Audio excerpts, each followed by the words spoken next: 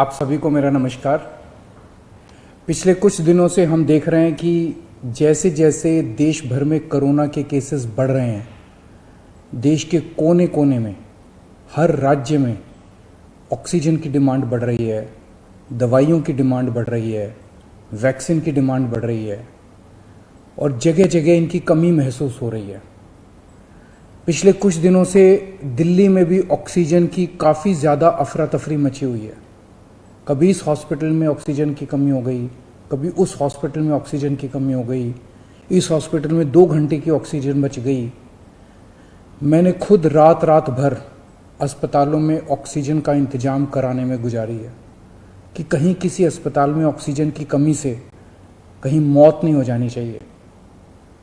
केंद्र सरकार हर राज्य को ऑक्सीजन का कोटा तय करती है।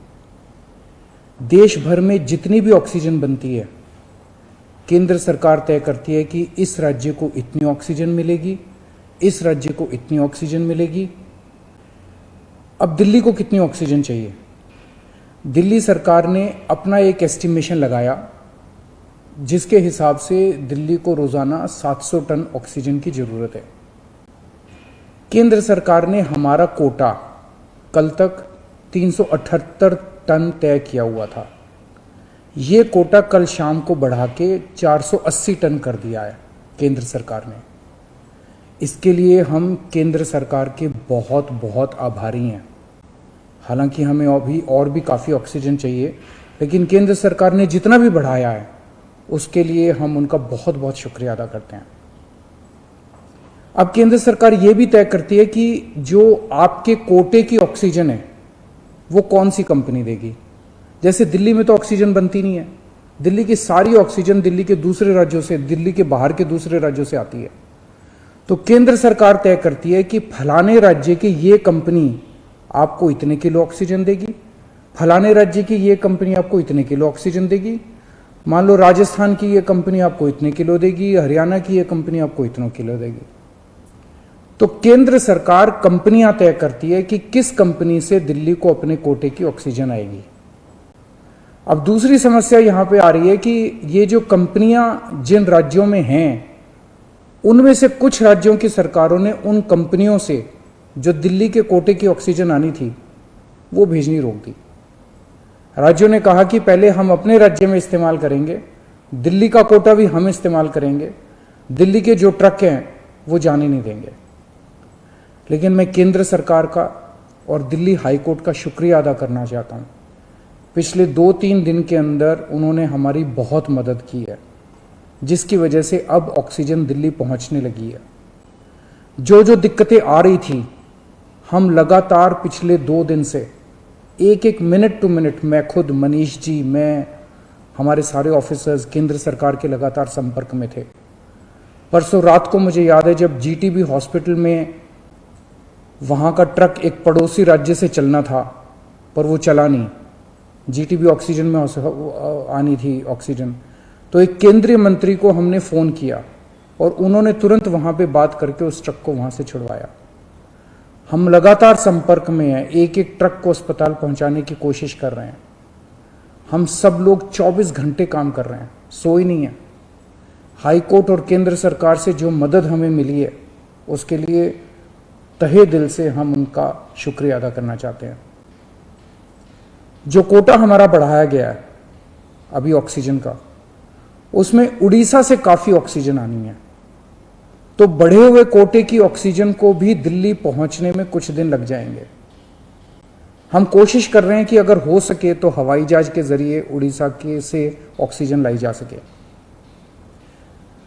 जब हमने लॉकडाउन लगाया था, मैंने आपको बोला था कि ये 6 दिन का जो लॉकडाउन है, ये 6 दिन हम आराम नहीं करने वाले, हम 24 घंटे काम करेंगे। इन 6 दिनों को हम इस्तेमाल करेंगे दिल्ली के हेल्थ इंफ्रास्ट्रक्चर को और सुदृढ़ करने के लिए। इन 6 दिनों में दिल्ली में जो ऑक्सीजन की कमी है उसको ठीक करने के लिए, दिल्ली में जो बेड की कमी है उसको ठीक करने के लिए, और हम 24 घंटे लगे हुए हैं दिल्ली के हेल्थ इंफ्रास्ट्रक्चर को और इंप्रूव करने के लिए। इस लॉकडाउन के 6 दिन जो हमें मिले हैं, इन 6 दिनों में हम पूरी कोशिश कर रहे हैं एक और बात, ये बहुत बड़ी आपदा है। इस आपदा में अगर हम सारे लोग हरियाणा, पंजाब, तमिलनाडु, गुजरात, पश्चिम बंगाल इसमें बट गए तो भारत नहीं बचेगा। इस वक्त हमें एक दूसरे की मदद करनी है, हमें भारतीय बनना है, हमें इंसान बनना है। देश के लोग आज सभी न्यूज चैनल पे देख रहे हैं कि दिल्ली में आने वाला ट्रक किसी और राज्य ने रोक दिया, मध्य प्रदेश में जाने वाला ट्रक फलाने राज्य ने रोक दिया। ये तो ठीक नहीं है। लोग ये नहीं चाहते। देश के लोग आज ये देखना चाहते हैं कि दिल्ली ने किसी दूसरे राज्य की मदद कैसे करी, उत्तर प्रदेश ने किसी राज्य की कैसे मदद की। हम एक साथ मिलकर आपदा से लड़ना है हमें, तभी भारत बचेगा। अभी तो समय ये है कि उत्तर प्रदेश वाला दिल्ली की मदद करे, दिल्ली वाला हरियाणा की मदद करे, हरियाणा वाला बिहार की मदद करे, बिहार वाला गुजरात की मदद करे। हम सारे लोग अगर एक दूसरे की मदद करेंगे तभी तो भारत बचेगा। और अगर इतनी मुश्किल घड़ी में भी हम सारे एक दूसरे से लड़ने लग गए तो अगर भारत राज्यों में बंट गया इस समय तो फिर भारत को कौन बचाएगा। मेरी सारी नागरिकों से अपील है, सारी सरकारों से अपील है कि आइए मिलके एक होके लड़ते हैं। अगर हम मिलके लड़े एक मुट्ठी बनेगी, हमारे सारे संसाधन मिलके एक साथ इस्तेमाल होंगे, हमारी ताकत बढ़ेगी, हमारी शक्ति बढ़ेगी। और अगर हम बट गए तो फिर कोई हमें नहीं बचा पाएगा। मैं सभी राज्य सरकारों से कहना चाहता हूं कि दिल्ली का मुख्यमंत्री होने के नाते मेरे से जो बन पड़ेगा, मेरे हाथ में जो होगा, आप मुझसे मांगिए, मैं दूंगा।